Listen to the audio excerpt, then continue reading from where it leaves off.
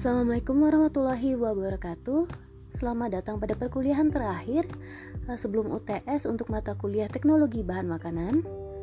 Pada minggu ini kita akan belajar mengenai teknik pengawetan makanan dengan cara pengeringan.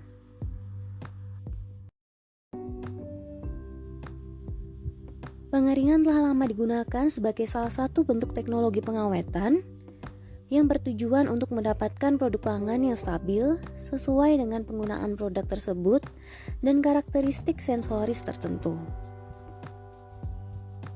Pengeringan merupakan metode pengawetan dengan cara pengurangan kadar air dari bahan pangan sehingga daya simpan menjadi lebih panjang. Perpanjangan daya simpan terjadi karena aktivitas mikroorganisme dan enzim akhirnya menurun sebagai akibat dari kadar air yang diturunkan, sehingga air yang dibutuhkan untuk aktivitas perkembangbiakan mikroorganisme dan enzim ini tidak mencukupi.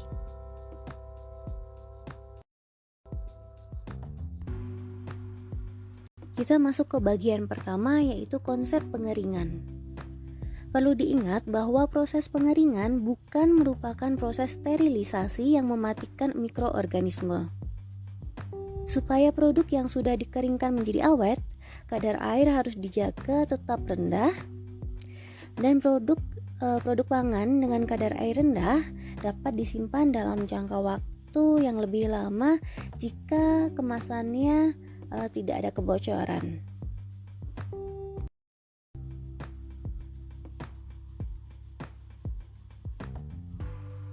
Pengeringan adalah suatu cara untuk mengeluarkan atau menghilangkan sebagian air dari suatu bahan pangan dengan cara menguapkan air yang ada di dalam kandungan bahan pangan dengan menggunakan energi panas.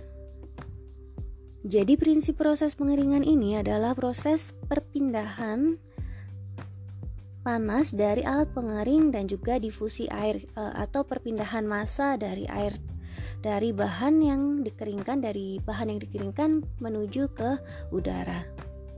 Perpindahan massa ini memerlukan perubahan fase air dari cair menjadi uap atau dari beku menjadi uap, proses sublimasi. Dan proses perubahan tersebut akan memerlukan panas laten. Jadi di sini ada energi panas di sini merupakan energi laten, yaitu energi perubahan fase, baik itu dari cair menuju uap maupun dari padat menjadi uap atau sublimasi. Kandungan air dalam bahan dikurangi sampai batas sehingga mikroorganisme tidak dapat tumbuh di dalamnya. Pengeringan dapat dilakukan secara parsial maupun secara total, jadi benar-benar semua airnya dihilangkan dari bahan pangan.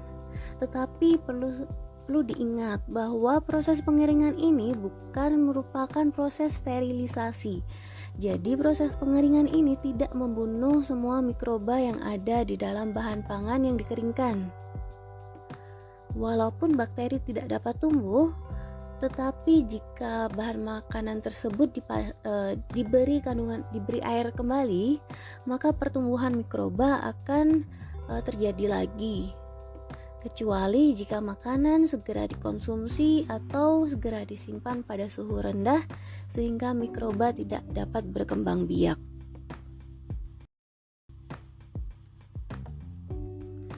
Proses pengeringan dipengaruhi oleh suhu. Jelas karena dengan adanya perubahan suhu akan membantu proses penguapan dari air. Kemudian selanjutnya adalah tekanan.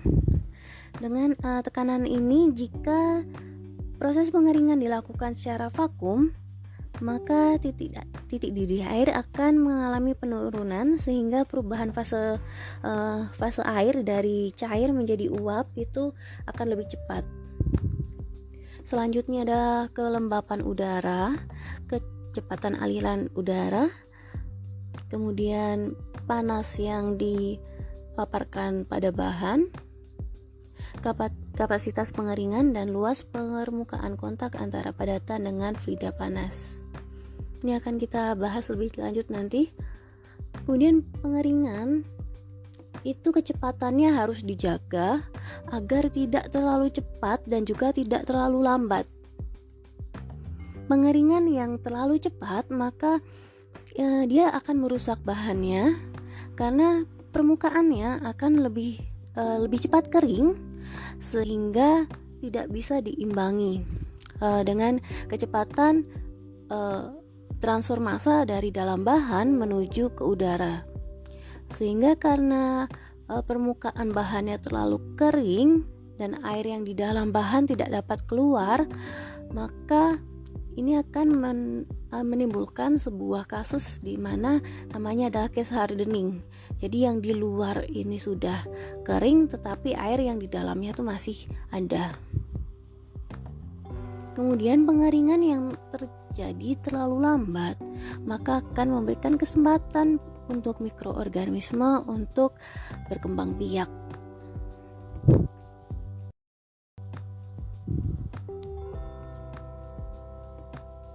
Tujuan dari pengeringan yang pertama dapat mengurangi resiko kerusakan karena aktivitas mikroba. Jadi mikroba ini membutuhkan air untuk berkembang biak. Jika kadar air dalam bahan pangan akan berkurang, maka aktivitas mikroba dapat dihambat atau bahkan bisa dimatikan walaupun tidak seluruhnya. Yang kedua dapat menghemat ruang penyimpanan atau pengangkutan. Hal ini terjadi karena pada proses pengeringan ada hilangnya air pada bahan pangan akan mengurangi berat dan volume dari bahan. Jadi karena air dalam sel-sel di dalam bahan pangan ini keluar, jadi selnya akan kehilangan air dan volumenya akan menyusut. Selanjutnya, yang ketiga, inovasi produk yang lebih sesuai dengan penggunaannya.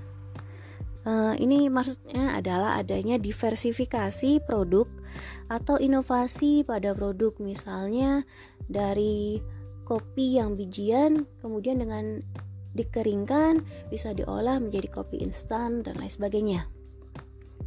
Yang terakhir, mempertahankan gizi yang terkandung di dalam bahan pangan.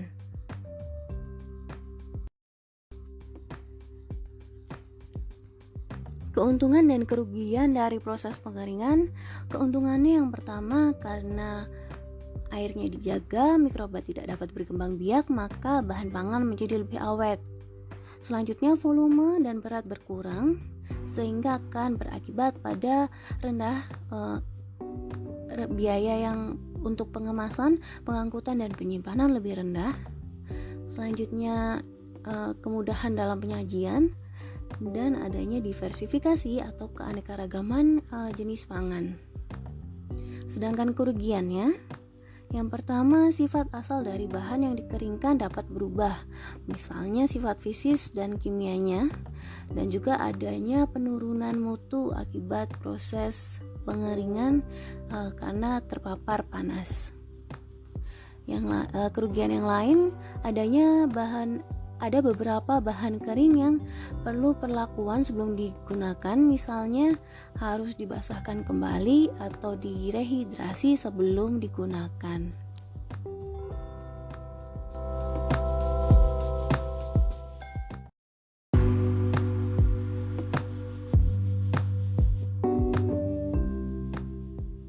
Kita masuk ke bagian yang kedua, yaitu faktor-faktor yang berpengaruh pada proses pengeringan. Faktor-faktor yang berpengaruh pada proses pengeringan dapat dibagi menjadi dua. Yang pertama dari udara pengeringnya dan yang kedua dari bahan pangan yang akan dikeringkan itu sendiri. Faktor yang berpengaruh dari udara pengering yang pertama adalah suhu. Semakin tinggi suhu udara, maka pengeringan akan terjadi semakin cepat. Semakin tinggi suhu udara pengering, maka energi panas yang dibawa di dalam udara pengering semakin banyak, sehingga jumlah massa cairan di dalam bahan pangan dapat diuapkan lebih banyak dari permukaan bahan pangan yang dikeringkan. Yang kedua, kecepatan aliran udara pengaring. Udara yang bergerak atau bersirkulasi akan lebih cepat mengambil uap air dibandingkan dengan udara yang diam. Pada proses pergerakan udara, uap air dari bahan akan diambil dan akan terjadi mobilitas yang menyebabkan udara tidak akan mencapai titik jenuh. Jadi kelembapan udara ini memiliki titik jenuh di mana pada akhirnya udara ini tidak dapat mengambil uap air lagi. Itu disebut dengan titik jenuh. Sehingga dengan adanya udara yang bergerak, udara yang melewati bahan pangan tetap bisa akan bisa terjadi transfer massa dari bahan pangan menuju udara. Dapat disimpulkan bahwa semakin cepat pergerakan atau sirkulasi udara, maka proses pengeringan akan semakin cepat. Prinsip ini, kecepatan pergerakan udara ini menyebabkan beberapa proses pengeringan, umumnya menggunakan sirkulasi udara atau udara yang bergerak seperti tunnel dryer atau conveyor dryer dan juga spray dryer. Yang ketiga ada kelembapan udara. Sudah sedikit dijelaskan tadi bahwa semakin lembab udara, maka proses pengeringan akan semakin lambat. Karena semakin kering udara atau kelembabnya semakin rendah, maka kecepatan pengeringan akan semakin tinggi. Udara yang kering memiliki konsentrasi uap air yang belum mencapai titik jenuh, sedangkan udara lembab itu hampir jenuh dengan uap air. Karenanya, udara yang kering akan lebih cepat mengambil uap air sehingga kecepatan pengeringan menjadi lebih tinggi. Kelembapan udara juga nantinya akan menentukan kadar air akhir di dalam bahan pangan setelah dikeringkan. Bahan pangan yang telah dikeringkan bersifat higroskopis atau dapat menyerap air lagi dari udara di sekitarnya. Jika udara di sekitar bahan kering mengandung uap air yang tinggi atau lembab, maka kecepatan penyerapan uap air oleh bahan pangan akan semakin cepat, sehingga bahan pangan yang tadi dikeringkan ini akan kembali menyerap uap air. Proses penyerapan uap air akan berhenti ketika terjadi kesetimbangan kelembapan. Dan yang terakhir adalah tekanan udara. Pengeringan pada kondisi vakum atau di bawah tekanan atmosferis akan menyebabkan pengeringan lebih cepat karena suhu yang digunakan untuk proses pengeringan akan menjadi lebih rendah. Suhu rendah dan kecepatan pengeringan yang tinggi diperlukan untuk mengeringkan bahan pangan yang peka terhadap panas atau tidak boleh dipanaskan pada suhu tinggi karena akan terjadi kerusakan di dalam bahan pangan.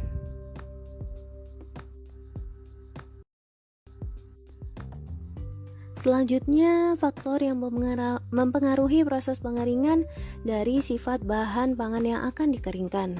Yang pertama adalah kadar air yang dikandung dalam bahan pangan. Semakin sedikit air yang dikandung, maka pengeringan akan semakin cepat. Dan ini juga tergantung dari varietas produk bahan pangannya.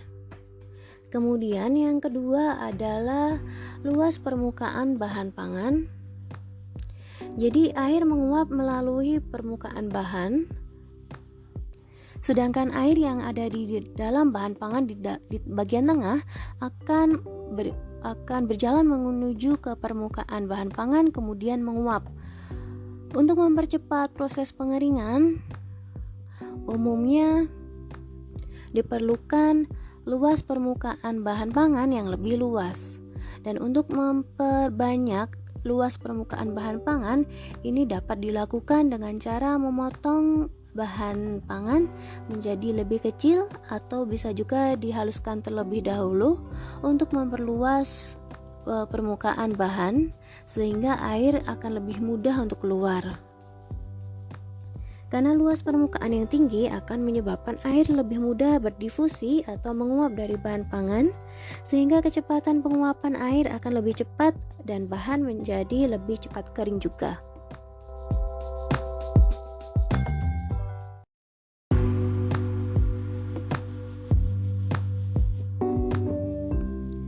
Selanjutnya bagian ketiga yaitu jenis-jenis pengeringan.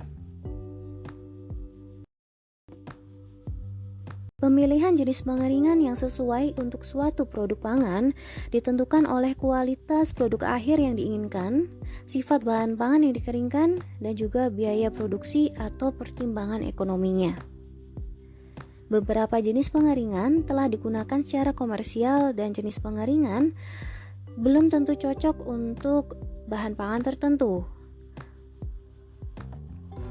Contoh untuk jenis pengeringan yang pertama adalah penjemuran atau yang paling umum digunakan. Ini hanya dijemur seperti biasa di bawah sinar matahari. Kemudian yang kedua ada pengeringan dengan udara panas. Jadi menggunakan udara panas yang dihembuskan. Biasanya peralatannya terdiri dari ada ruangan pembakaran yang menghasilkan udara panas, kemudian dihembuskan ke dalam alat untuk mengeringkan bahan makanan yang ada di dalam rak-rak. Yang ketiga ada pengeringan secara conveyor. Jadi di sini pengeringan menggunakan ban berjalan yang terjadi secara kontinu. Jadi di sini alat pengeringnya dilengkapi dengan conveyor yang membawa produk melalui tunnel atau terowongan pengering yang dihembuskan udara panas yang juga bersirkulasi. Metode pengeringan dengan metode conveyor ini sangat sesuai untuk mengeringkan bahan pangan dengan jumlah besar atau suatu komoditas yang besar, tetapi tidak cocok untuk mengeringkan bahan dengan kondisi pengeringan yang harus diubah secara berkala. Karena di sini proses pengeringannya diatur dengan sistem pengeringan dengan kontrol kelembapan, kecepatan aliran, dan juga suhu udara yang dihembuskan. Selanjutnya yang keempat ada pengeringan semprot atau spray drying. Pada proses pengeringan dengan spray drying ini, cairan yang akan dikeringkan akan disemprotkan melalui nozzle yang juga dihembuskan udara panas. Jadi udara panas dengan produknya dihembuskan pada sebuah tower dengan ketinggian tertentu, sehingga produk cair ini akan mengering secara cepat dan menghasilkan produk kering yang berbentuk bubuk. Proses pengeringan dengan spray dryer ini umumnya digunakan untuk proses menghasilkan susu bubuk atau juga minuman kering atau minuman instan buah. Proses pada pengeringan pengeringan spray drying ini biasanya tergantung pada droplet atau cairan yang disemprotkan melalui nozzle ini. Biasanya cairannya akan berbentuk droplet berukuran kecil, kemudian terdispersi dan dikontakkan dengan udara panas, sehingga droplet yang tadi akan mengering secara cepat, kemudian menjadi bubuk dan jatuh sampai di bawah bottomnya tower spray dryer ini. Selanjutnya ada yang kelima ada pengeringan vakum atau vacuum drying.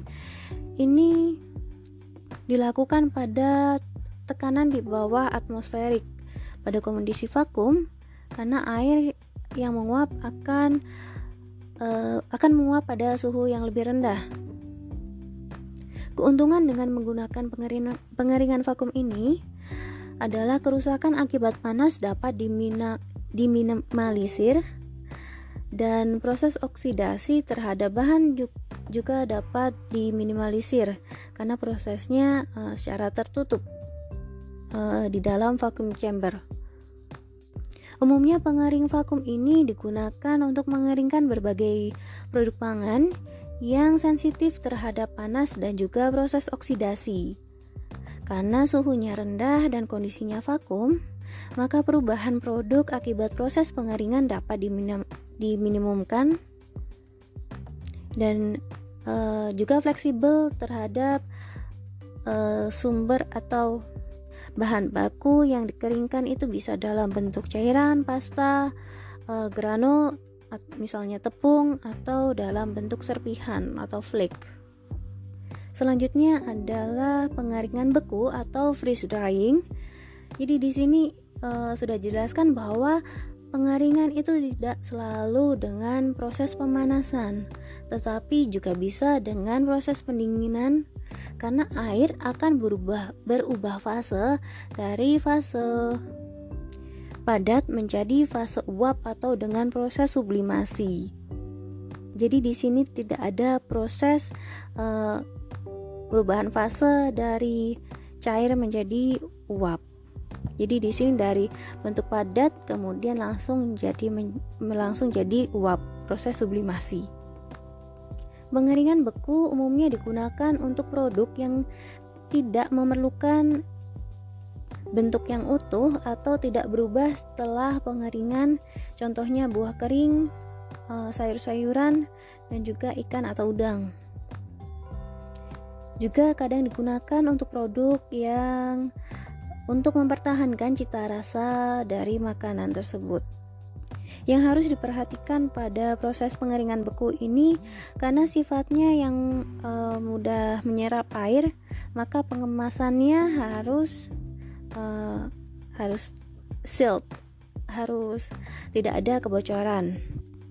Selanjutnya yang terakhir adalah pengeringan dengan gelombang mikro atau microwave drying. Jadi menggunakan microwave untuk mengeringkan bahan pangan.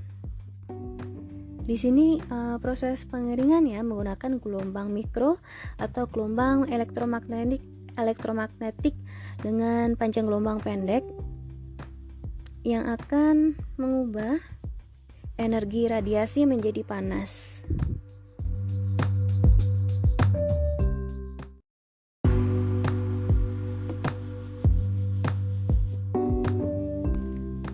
Bagian yang selanjutnya yaitu metode pengeringan.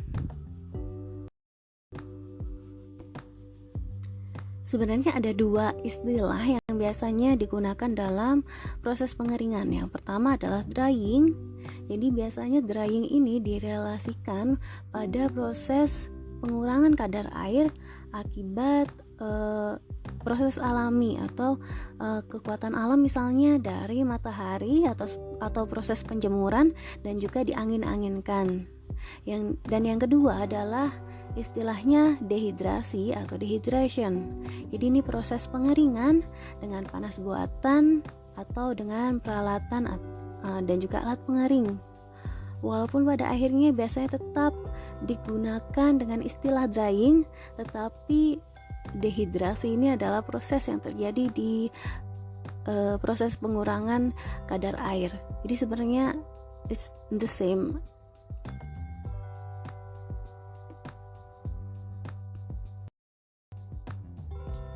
Pengeringan alami itu yang pertama bisa menggunakan panas alami dari sinar matahari atau sun drying.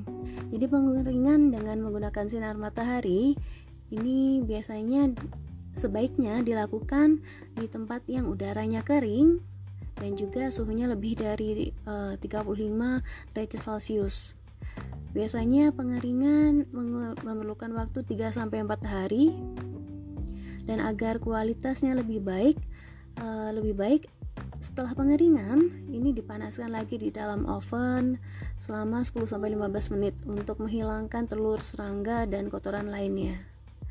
Jadi kelemahan dari sun drying ini karena membutuhkan waktu yang lebih lama. Jadi ada waktu untuk mikroorganisme untuk tumbuh. Selanjutnya adalah air drying.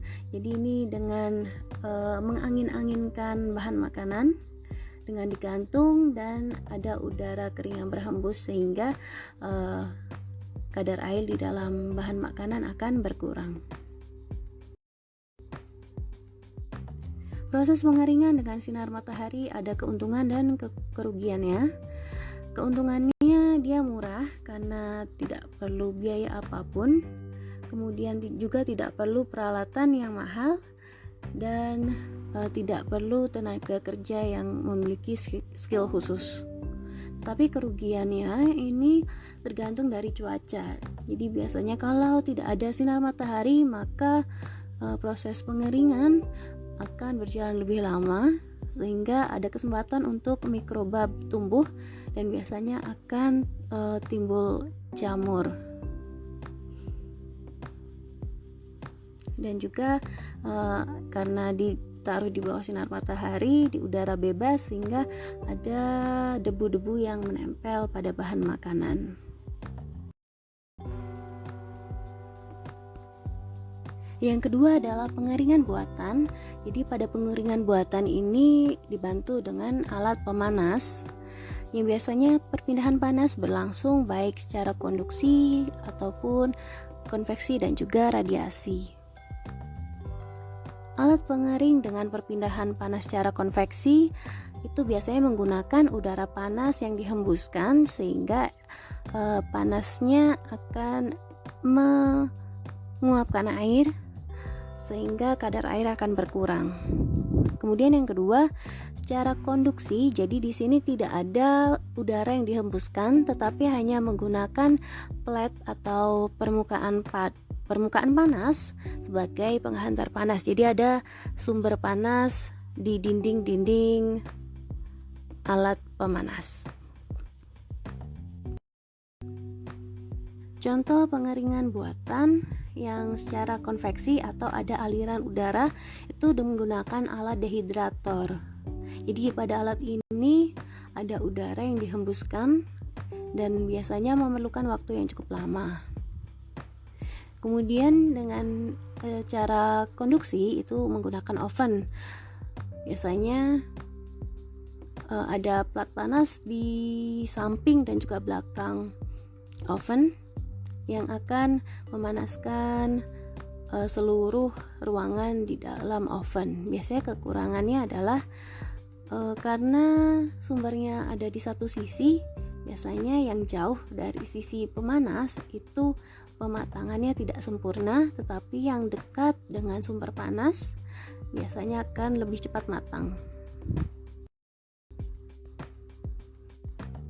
Keuntungan dan kerugian pengeringan buatan. Keuntungannya, suhu dan aliran udara dapat diatur dan kita juga dapat menentukan waktu pengeringan dengan tepat. Dan juga kita bisa mengawasi kebersihan alat.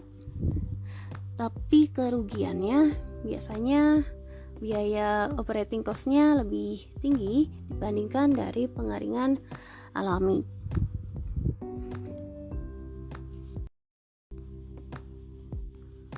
Tadi di awal sudah dijelaskan bahwa proses pengeringan tidak selalu dengan proses pemanasan, tapi juga ada dengan proses pendinginan. Jadi di sini proses pengeringan selain dengan pemanasan dapat dilakukan dengan yang pertama dehydrofreezing. Pada pengeringan dehydrofreezing ini merupakan kombinasi antara pengeringan dan pembekuan. Jadi terdiri dari pengeringan bahan pangan sampai kadar air menurun 50% dari awalnya. Kemudian dilanjutkan dengan pembekuan secara cepat dengan metode pembekuan standar, misalnya dengan semprotan udara CO2 maupun nitrogen. Kualitas bahan pangan yang dikeringkan dengan metode dehydrofreezing ini memiliki kualitas yang setara dengan bahan pangan yang dibekukan. Karena proses pengeringan dihentikan sebelum perubahan mutu akibat pengeringan terjadi.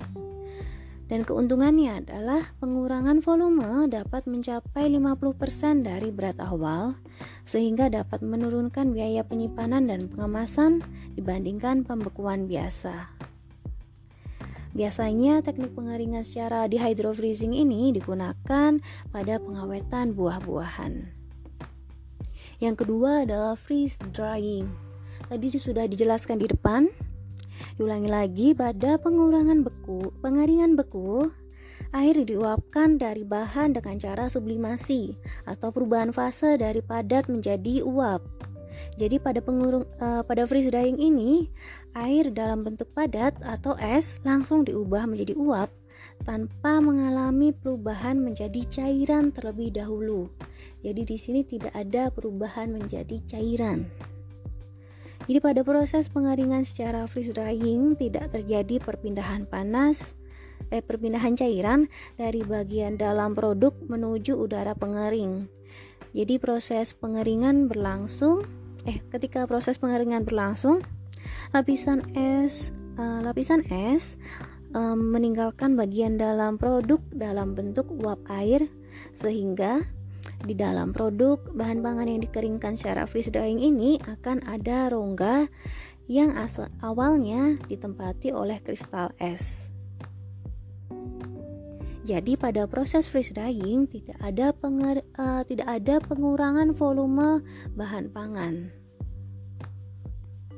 Pada pengeringan beku ini tidak menghilangkan perubahan-perubahan yang terjadi di dalam bahan pangan selama penyimpanan dan pengolahan. Karena reaksi enzimatis akan berkurang tetapi tidak hilang sama sekali. Sehingga perubahan misalnya karena tengik atau penurunan vitamin, denaturasi protein, dan reaksi pencoklatan masih bisa terjadi.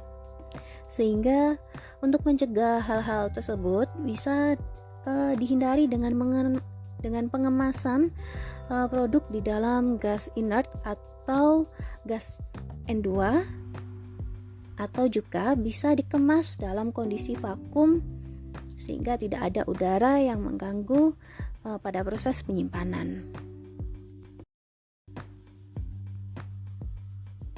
Tahapan-tahapan pada proses freeze drying. Yang pertama ada pembekuan. Jadi produk yang akan dikeringkan dibekukan terlebih dahulu. Di sini termasuk air yang ada di dalam bahan pangan. Kemudian setelah beku, maka akan ditempatkan pada kondisi vakum sehingga pelarut dapat beku, sehingga dapat menyebabkan larutan yang sudah beku tadi bisa mengalami proses sublimasi atau berubah fase dari padat menjadi uap. Selanjutnya ada panas. Jadi di sini untuk mempercepat sublimasi dengan memanfaatkan panas laten.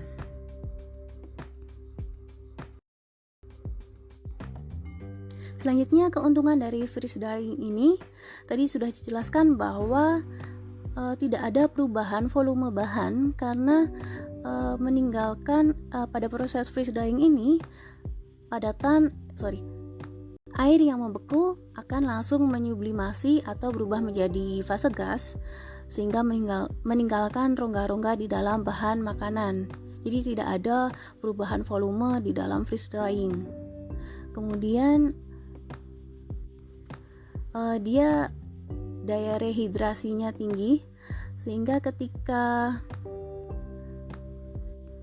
dikeluarkan dari menjadi suhu ruangan itu untuk bahannya dapat menyerap air itu lebih cepat. Yang ketiga, memberikan kualitas bahan yang baik dari kestabilan aroma, warna, dan kemampuan rehidrasi. Jadi karena tidak ada proses pemanasan, biasanya kandungan-kandungan yang sensitif terhadap panas kerusakannya dapat diminimalisir.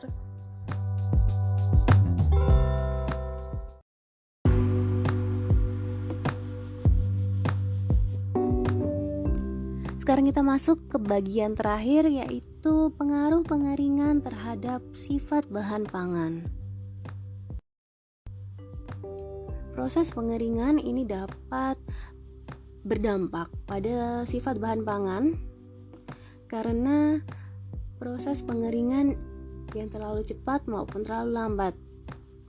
Pada proses pengeringan yang terlalu cepat atau suhunya terlalu tinggi, ini dapat menyebabkan terjadinya case hardening atau bagian luar atau permukaan dari bahan pangan akan mengering, tetapi bagian dalam dari bahan pangan masih basah. Suhu pengeringan yang terlalu tinggi atau pemanasan yang terlalu cepat akan mengakibatkan permukaan bahan pangan akan lebih cepat mengering dan menjadi keras, sehingga akan menghambat penguapan air yang ada di dalam bahan pangan, tidak bisa menembus permukaan bahan pangan. Case hardening juga bisa disebabkan karena adanya perubahan kimia. Contohnya penggumpalan protein pada permukaan bahan karena adanya panas. Biasanya terjadi denaturasi protein sehingga ada proteinnya akan menggumpal. Atau juga bisa terbentuknya dekstrin dari pati yang jika dikeringkan akan menjadi bahan yang keras. Di luarnya keras tetapi dalamnya masih basah. Contoh case hardening ini terjadi misalnya pada dendeng yang warnanya coklat sampai hitam. Jadi warna dendeng yang coklat sampai hitam ini terjadi karena adanya reaksi antara asam amino dari protein dengan gula reduksi, dan juga disebabkan karena warna gula yang digunakan karena biasanya menggunakan gula aren. Kemudian yang kedua adalah kematangan buah-buahan untuk dikeringkan. Jadi pada kematangan buah-buahan untuk dikeringkan ini faktor penting dalam proses pengeringannya karena adanya reaksi browning, sehingga biasanya bagian luarnya lebih keras atau ada warna biasanya berubah, ditandai dengan berubahnya warna buah menjadi warna coklat.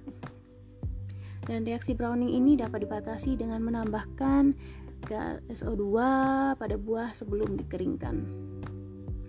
Contoh yang lain adalah pengeringan ketela pohon pada proses pembuatan gaplek.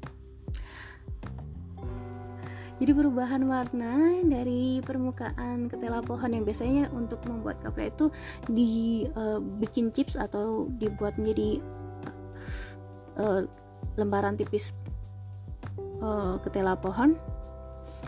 Jadi ada perubahan warna dari ketela pohonnya menjadi hitam yang biasanya kemungkinan disebabkan oleh enzim polifenolase karena adanya lendir pada ketela pohon. Jadi biasanya ketika proses pembuatan atau pengolahan ketela pohon itu harus dicuci sampai bersih sehingga lendirnya itu sudah hilang. Yang terakhir adalah kopra atau kopra ini adalah buah kelapa yang dikeringkan untuk nantinya diolah menjadi minyak kelapa. Jadi kopra ini karena ketika proses pengeringannya tidak sempurna, maka luarnya sudah kering tetapi dalamnya basah. Biasanya bisa menyebabkan kopra ini menjadi tengik sehingga kualitasnya sudah menurun untuk dibuat menjadi minyak kelapa.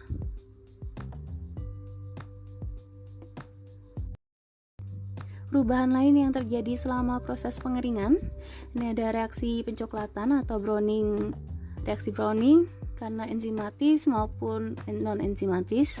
Kemudian ada oksidasi lipid, ada kehilangan warna atau perubahan warna, kemudian kelarutannya berubah, teksturnya berubah karena menjadi kering, kemudian aroma dan rasa biasanya juga bisa berubah karena adanya panas bisa saja kehilangan vitamin, jumlah mikrobanya menurun, kemudian sifat elastisitas bahan makanan berubah, dan terkadang ada terjadi retakan di dalam pada bahan pangan karena proses pengeringan. Demikian materi hari ini. Minggu depan, 2 minggu lagi kita akan hari Senin, kita akan UTS. Silakan mempersiapkan materinya dengan sebaik-baiknya. Tidak perlu bekerja sama antar peserta UTS. Semoga diberikan kelancaran dan kesuksesan dalam UTS minggu depan. Terima kasih atas perhatiannya. Mohon maaf jika ada kekurangan selama perkuliahan teknologi bahan makanan di semester ini. Sampai jumpa pada lain kesempatan. Wassalamualaikum warahmatullahi wabarakatuh.